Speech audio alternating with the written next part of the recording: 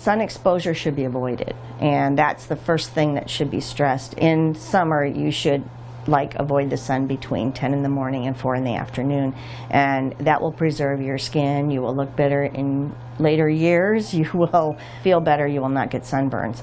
If you go out, light clothing, loose clothing with long sleeves and a hat with a brim are really a good idea just to preserve your skin health.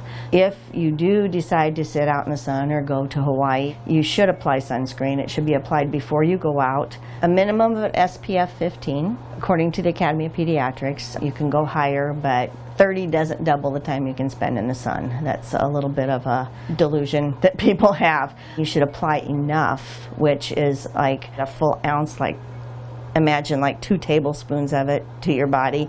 So you have to apply enough, and you have to reapply it every 2 hours. That's pretty important. If you're not using it correctly, it's not going to work. Kids can get very ill from sunburns, and I have seen children with second-degree burns on their shoulders that really needed burn care.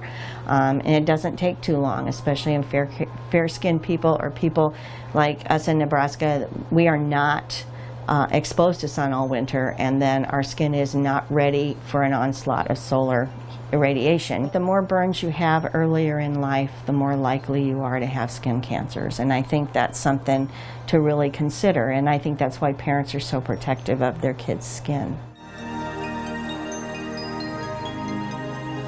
If it's just what we call a first-degree burn, where they're just reddened, you can use an aloe-based lotion if you want. Those are considered very soothing. Don't put a lot of chemicals, especially on small babies. Older kids, you can start doing a little more, benzocaine-based stuff and painkiller, but I wouldn't use that on kids under 2. If you got true blisters and they cover more than a couple inches of the body, probably you should have a practitioner look at it.